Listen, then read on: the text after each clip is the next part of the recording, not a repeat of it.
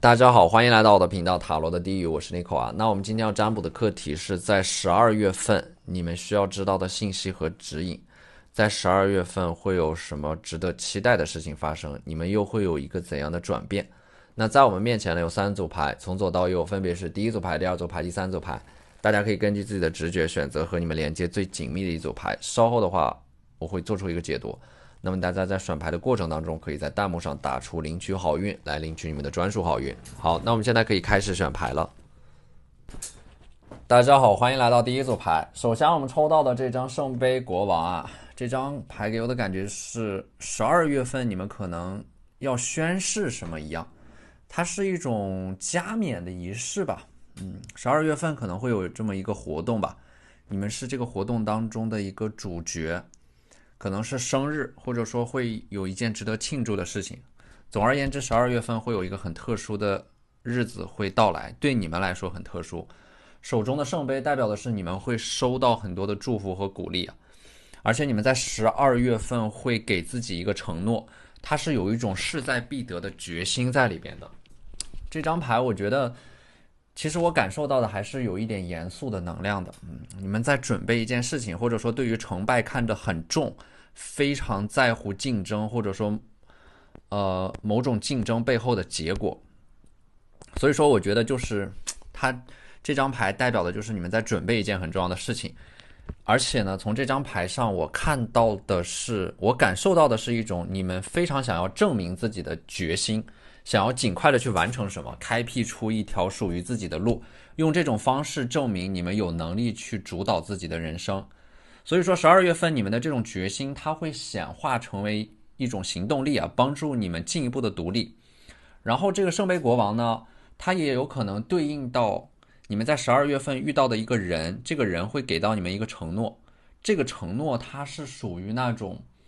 虽然说他是那种口头的承诺，但是这个人啊，他是那种很靠谱的，有一种一言既出驷马难追的这种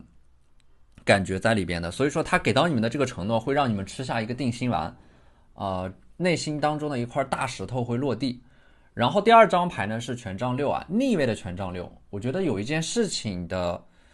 发展呢，可能会被一些不可抗拒的力量影响，会被延迟啊，可能严重一点还会取消啊。就是这个有一些不可抗拒的力量会对你某件你们势在必得的事情产生一些扰动。而这张逆位的权杖六呢，我觉得就是你们要注意啊，12月份可能有你们做了很多的准备啊，马上要完成这件事情，但是在那个进度条走到最后的关头的时候，这件事情的推进就会越来越慢，阻力就会越来越大。但是其实你们离成功只有一步之遥了，所以我觉得就是在提醒你们啊，你们要慢下来，不要操之过急。既然已经在一个正确的时间节点上，权杖六可能你们需要的就是等待啊，等待这个逆位变成正位。12月份可能会有一些环境上面的阻力，或者说不可抗拒的力量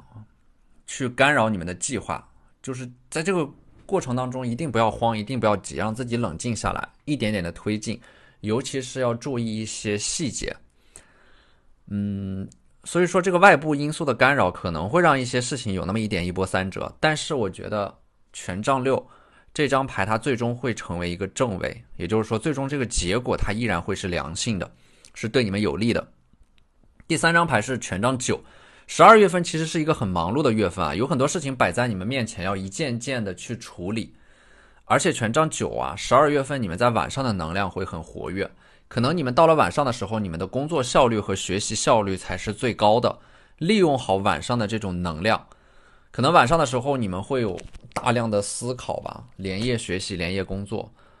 好像是在赶着去完成一些事情一样，它会有一点点急迫啊。所以说你们对于眼前的这些问题，在12月份要做的事情，你们把它罗列出来，你们要做一个梳理。权杖九这张牌其实它是很有秩序的，这张牌就是这些权杖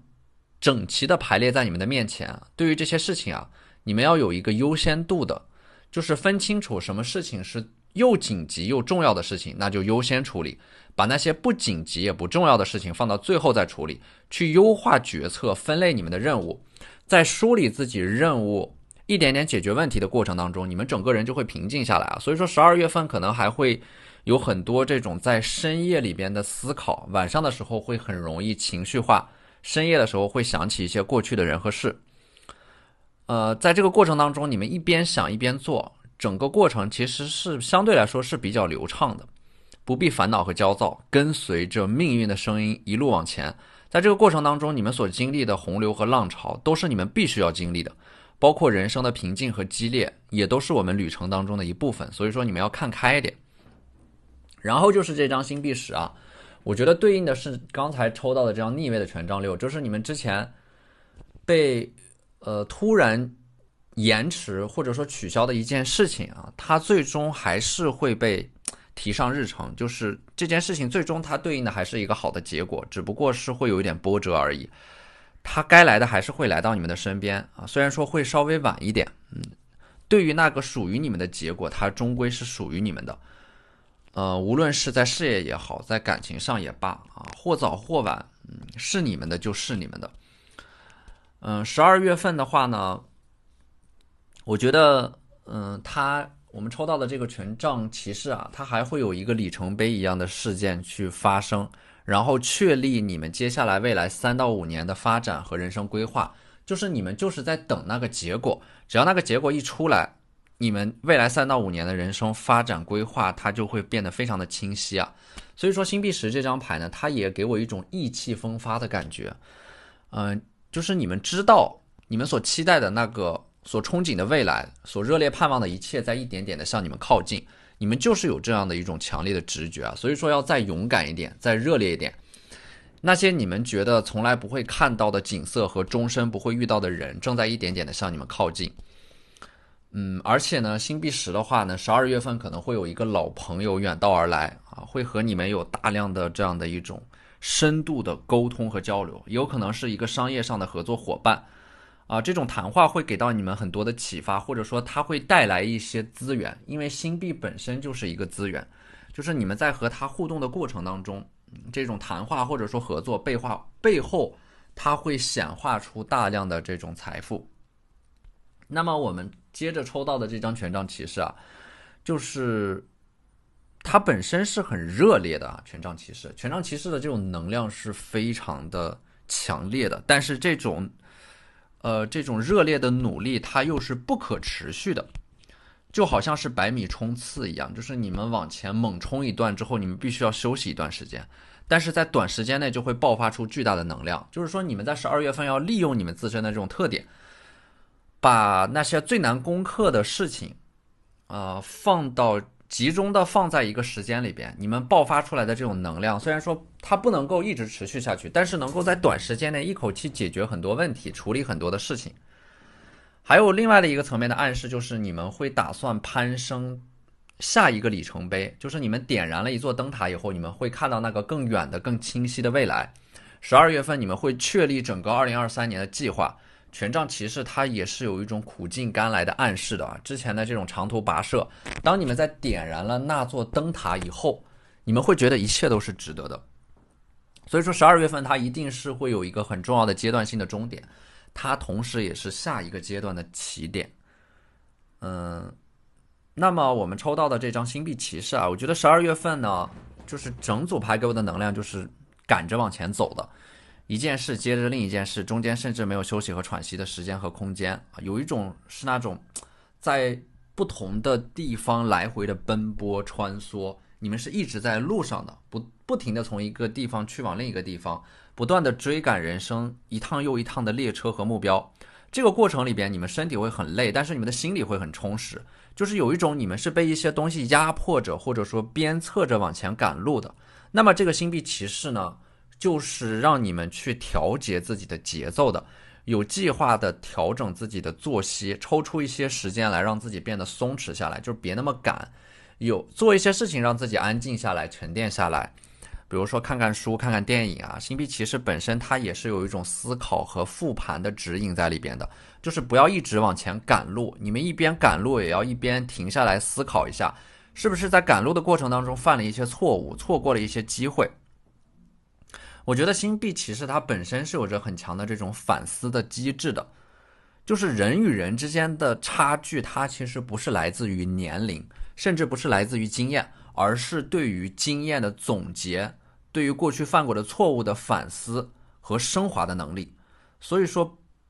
包括你们过去走过的弯路、犯过的错误，它都不是来定义你们的，它是来指引你们的。你们要去反思，要去在思考的过程当中把自己沉淀下来。而且12月份的话，星币骑士它本身就是不要做一些太宏大的这种规划吧，这样的话它会让你们有一种无从下手的感觉。你们要从小事着手，以小见大，少做大事，但是多做小事。那些小事一点点的积累，也能够让你们拥有一种更大的能力去做更大的承接到更大的项目。所以说，如果做很多的那种很大的规划的话，其实容易让你们失去对于整体细节的把控。所以说，你们要从小事开始，这样的话构建的根基才是更稳固的。只有让自己活得具体一点，才能够让你们把焦虑踩在脚下。所以说，活得具体一点，它是一个特别珍贵的能力，因为它需要你们接纳琐碎的现实，它需要你们不嫉妒，看清楚自己的内心。包括这张教皇牌，你们要做的就是在12月份放弃掉那种碎片化的学习、浅层次的社交。就是说，你们觉得自己的基础不扎实，人生的根基不扎实，其实不是因为你们笨，而是因为你们太聪明了。你们所有接触到的东西都想学，其实你们应该专注在一个领域里边，用大块的整片的时间去系统的学习，而不是碎片化的。你们用碎片化的时间可以去玩，可以去放松，但是大片的时间一定要去做那些最重要的事情。所以说12月份为什么你们能够取得一个突飞猛进的进步呢？我觉得是因为你们采取了一些正确的方法和策略，让你们整个人的心能够沉得下来，能够静得下来。它是有一种很坚韧的埋头肯干的精神在里边的。所以说12月份啊，等你们过完了那个月，就是12月份整个月，它其实过得是很快的。当你们回过头来再看的时候，你们就会有一种恍如隔世的感觉。你们会发现，原来你们已经在不知不觉当中走了如此之长的一段路了。它会是一段非常精彩的人生旅程。那么最后一张牌呢是权杖3啊，我觉得你们现在正处在一个旧的阶段和一个新的阶段的开始，旧的阶段的结束和新的阶段的开始啊，在这个过程里边，你们可能需要去独自的开辟出一条新的道路，它是一个拓荒的阶段。很多事情需要你们亲力亲为啊，这个阶段不要害怕吃苦，而且其实你们是不怕吃苦的，你们是很能干的。所以说这个过程呢，在拓荒的时候呢，你们可能有一点把自己搞得灰头土脸的感觉啊，生活上有一点随意，很大气，不拘小节，这些都没关系。但是在最重要的那个事情上，在12月份你们其实是会有一个很大的突破和进展的。权杖3呢，还有一个暗示，就是在12月份啊，你们可能会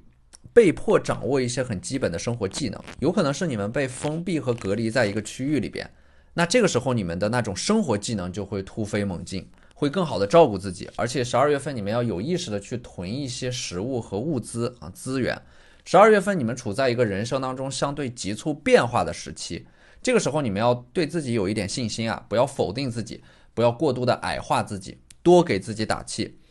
因为你们的那个目标是很大的。所以说你们整个过程一定是它有一点一波三折的感觉，但是整体上来说你们是在往前走的，你们是在一点点的靠近那个目标的。所以说让自己心态上面慢一点反而会更快，不要急，属于你们的一切会逐渐的显化。最后还是那句话，你们的相信有一种自我实现的力量，所以你们要永远相信你们值得所有的美好。好，那这就是我们这期视频的全部内容了，非常感谢大家的收看。如果你觉得我的视频对你们有帮助的话，可以在我的视频下方留言点赞，或者你们的支持就是我最大的动力。那我们下期视频再见，拜拜。大家好，欢迎来到第二组牌。首先我们第二组牌抽到的这张权杖10啊，我觉得12月份的话，它是你们会拿出行动力和决心去集中的清理一些之前拖延的事情。所以说12月份可能说12月份的第一个星期，或者说前3天，你们就会集中的拿出你们的行动力去处理一些残留的问题。也就是说12月份的第一个星期，或者说前3天，你们所完成的事情可能比你们整个11月份的加起来的还要更多。所以权杖10呢，我觉得这张牌它象征的是一个至暗时刻已经过去。正是因为你们经历了这样的一个至暗时刻啊，你们12月份的整体的生命能量会提高一个维度啊，自身会变得更稳定。权杖10，你们身上背负的东西太沉重了，你们背负着沉重的过往和当下，可能整个人还在硬撑。12月份一开始，你们要开始承认自己的脆弱，因为承认自己的脆弱才是变强大的开始，不要去硬撑。有一些事情呢，可能暂时的把它搁置下来啊，有一些事情你们要承认，就是它超出了你们能够，它超出了你们的能力。所以说，承认自己的能力有限，反而你们会进步得更快。每个人都有自己做不到的事情，但是当你们能够，就是有的人能够坦然接受，但是有的人会选择刻意掩盖。你们只有先承认自己的能力有限，才能够找到那个进步的起点。所以你们有的时候的这种硬撑，可能是担心暴露自己的问题，暴露自己的脆弱，但是你们越担心，就越会成为你们的思想包袱。所以说12月份你们首先要恢复的是对于自己的信任啊，这种信任不是向外求，而是向内求。与其向外寻求这种信任的关系，不如先把自己变成一个值得信任的人。而第一个无条件的全然相信你们的人，一定是你们自己。而且这张权杖10啊，你们的脚下踩着一条蛇。我就说，我觉得呢，12月份你们可能，你们在你们的身边会揪出一个小人，或者说你们会知道有这么一个人在暗中阻碍着你们，你们会清楚他是谁，你们会把他踩在脚下。也就是说，预示着12月份那种在你们前进道路上的阻碍会被清除掉。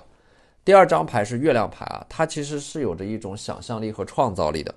在12月份会有一个质的飞跃。而且月亮牌呢，12月份你们一定是要有一个看清楚自己内心的过程，看清楚自己的内心非常的重要，因为这会让你们明白自己是谁，你们想要什么，你们要去到哪里。12月份你们首先要问自己的一个问题，就是你们内心深处真正想要的是什么，真正渴望的是什么啊？甚至它值得你们先暂时的放下手中的事情，停下来去认真的思考。尤其是月亮牌呢，它象征的是潜意识层面你们的渴求是什么？因为月亮它是隐藏在表面之下的不易察觉的一些秘密和内心当中的幽暗，你们要看清楚这些东西。所以说我觉得月亮牌呢，它就暗示着在事情的表面之下可能还蕴藏着一些秘密，不要浅尝辄止，而要往更深处去探究一些事情，或者说自己内心当中的真相，往更深处去探索啊。有的时候呢，亲眼所见也不代表全部的事实。事物的复杂性啊，蕴含在事物当中的事物是无穷无尽的，所以说没有任何的事情是简单的。你们要去探索一些新的东西，探索隐藏在你们内心当中的想法，通过事物的表面看到它的本质。而第三张牌呢是倒吊人啊，倒吊人这张牌很特别，就是你们是被困住的，被束缚在一个空间里边，被隔离，变成了一座孤岛。这种隔离有可能是被动的，也有可能是你们主动的和世俗划清界限。它是一种出世的状态，就是你们要远离这个世界，和这个世界保持一定的距离啊，或者说你们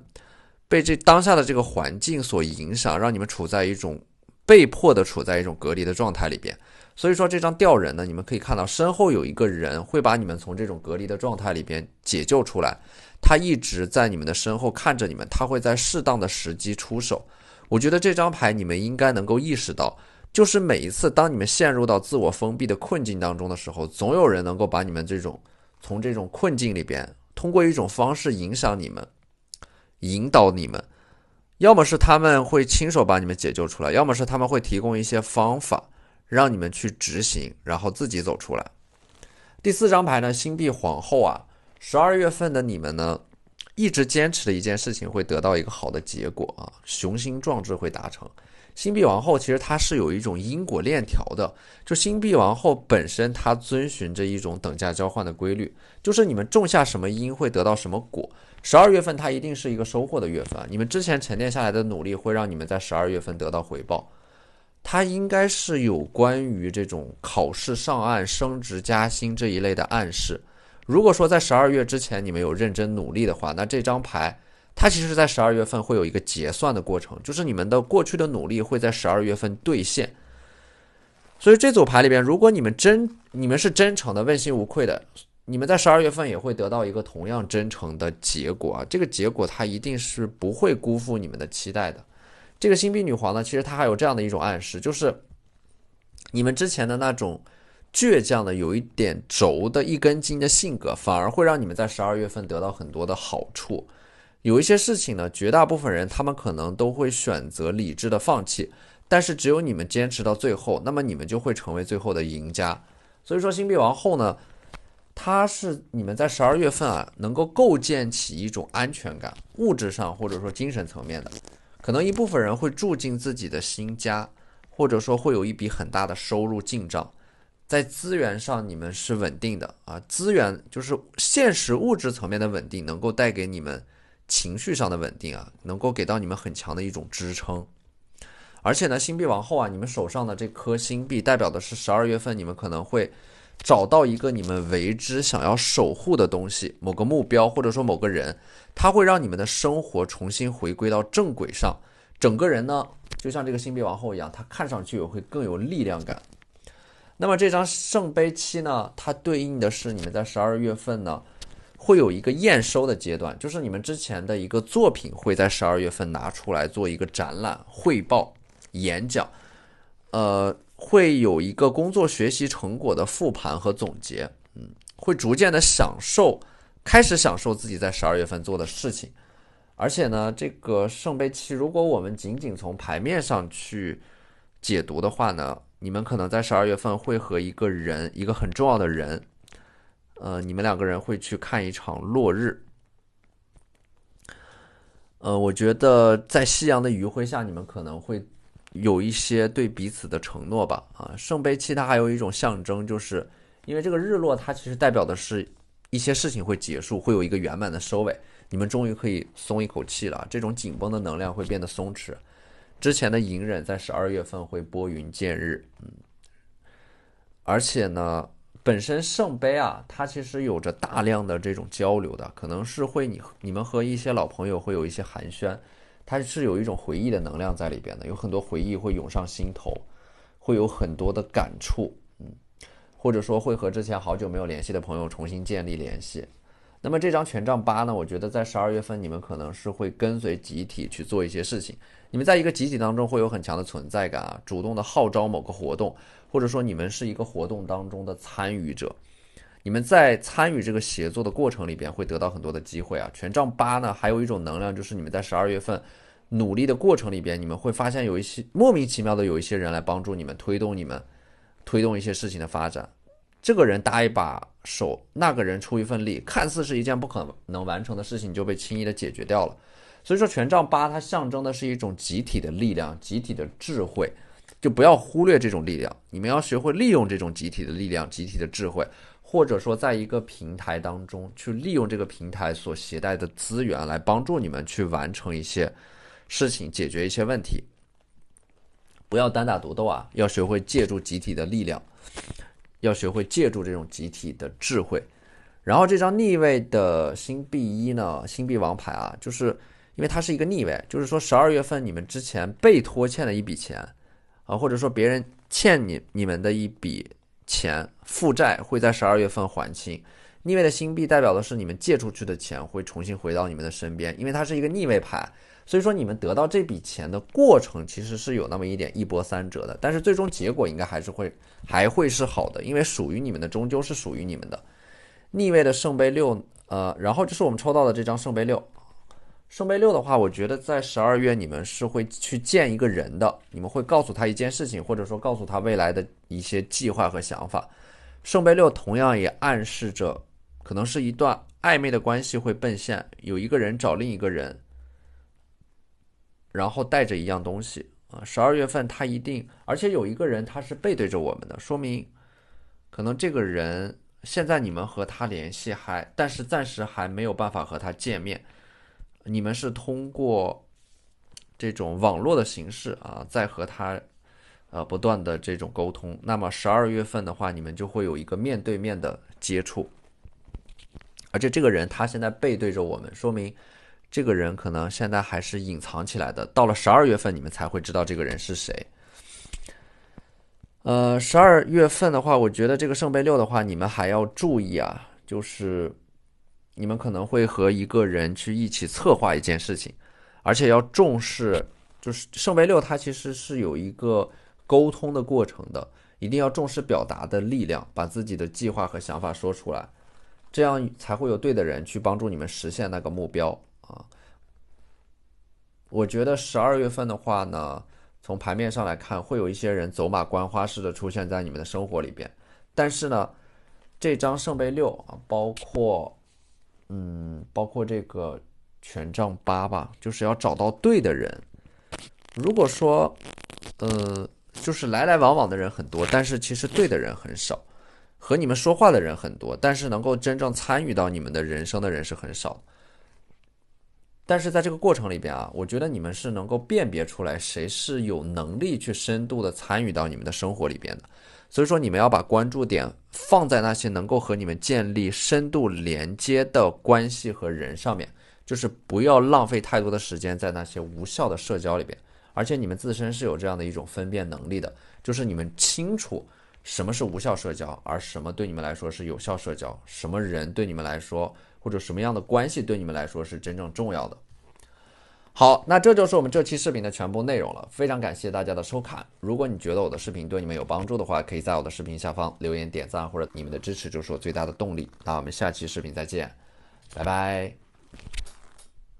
大家好，欢迎来到第三组牌。首先我们抽到的这张审判啊，12月份的话，你们可能会接触到很多的人啊，形形色色、各行各业的人，而且审判你们会带着特定的问题或者说目的去接触这些人。你们可能会做出一个很重大的决策吧，有关人生未来发展方向的，会征求一些人的意见，会参考一些人的样本，会有大量的沟通和交流啊。你们在做一个大的决策之前，其实很重要的一步就是收集信息。在重大的选择上面，你们会显得非常的慎重，收集的信息越多，越能够帮助你们做出一个更加精准的判断啊。这个审判的话，我觉得12月份可能还会有这样的一种成果的展示吧，公共演讲啊，学术报告，你们会是一个很重要的团队当中很重要的角色啊，信息的枢纽，通过你们能够连接到很多人的能量，而且呢，你们在12月份的被关注的程度会有一个明显的提升，有一种崭露头角的感觉，或者说有一些新的理念会被你们创立，甚至是挑战过去的权威。12月份你们会获得瞩目和知名度啊，整个人可能会变得就是突然变得很有自信，还有这种人格魅力啊，这是一种很耀眼的能量，会主动的去建立一些有争议性的课题，然后去完成它，用来证明自己的能力。第二张牌是星币9啊，这张牌的能量是非常之好的，其实就是你们在就是它有一扇门，那么它其实象征的是一个出口，就12月份你们会找到一个出口，可能是一个人生的出口啊，一个情绪的出口，或者说是一段感情的出口，它代表的是你们找到了某个问题的解决方案，并且勇敢的迈入到人生的下一个阶段里边。这张牌它其实暗含了一种及时行乐的感觉，就是如果你们想快乐的话，唯一的方式就是避免深刻，别太在意得失，别太纠结细节，别钻牛角尖，想做什么就做什么，想的越少越容易幸福，但是计较的越多就越不容易快乐。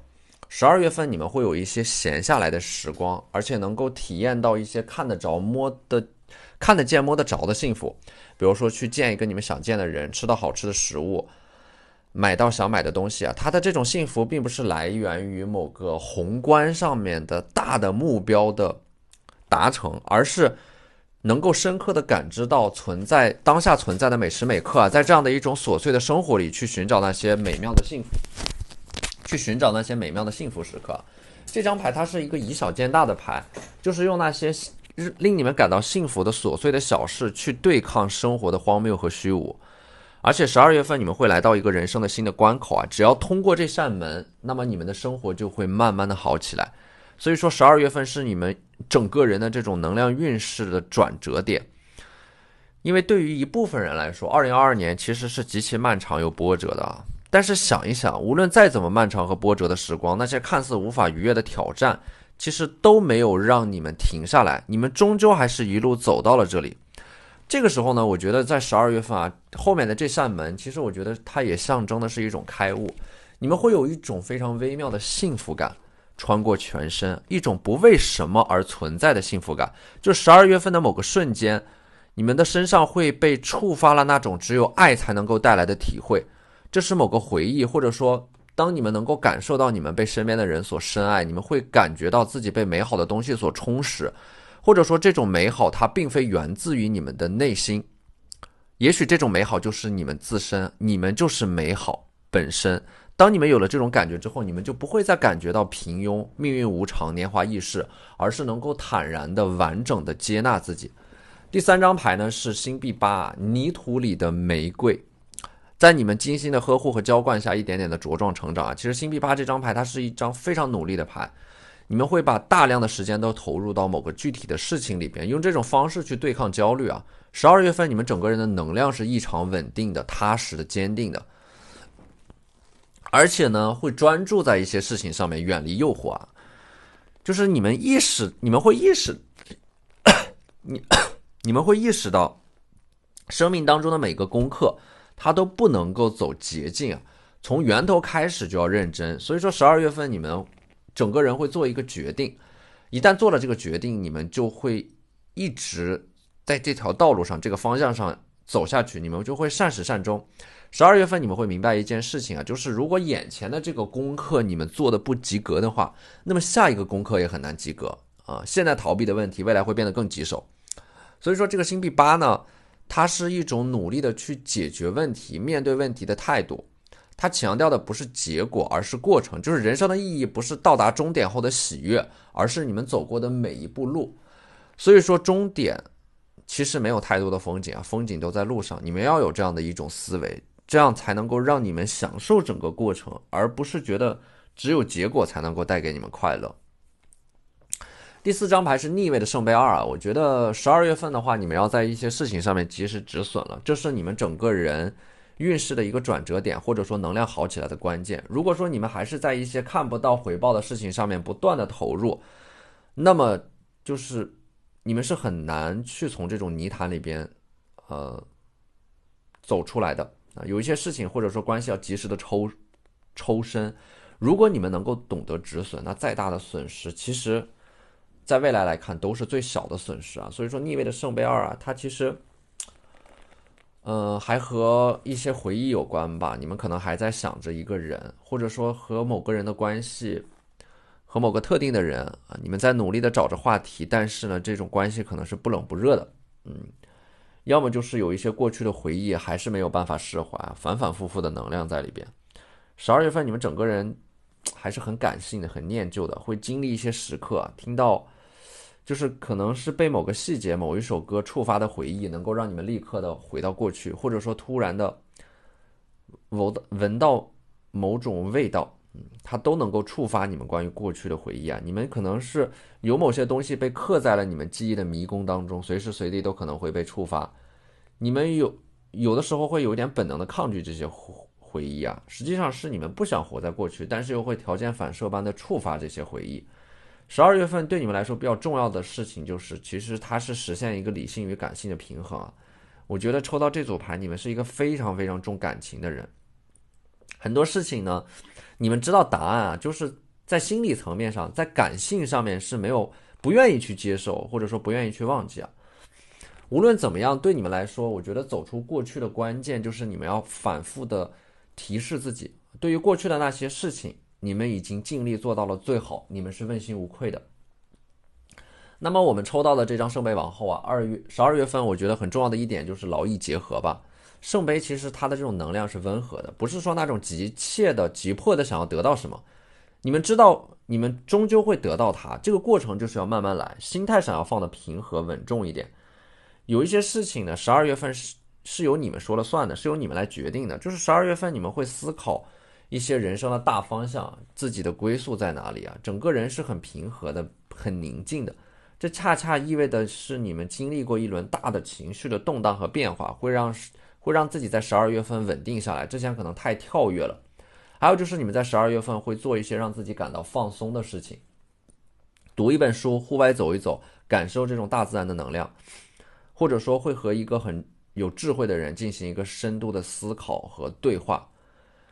你们要做到的就是在12月份主动的去沟通啊。圣杯它其实还有一种就是表达的过程，你们想到的事情要说出来，不仅要输入还要输出。所以说可能你们会创造一些，就是一个是语言的输出，还有就是有一些艺术作品，你们会创造出一些作品，在创造的过程当中你们是能够体验到一种愉悦的。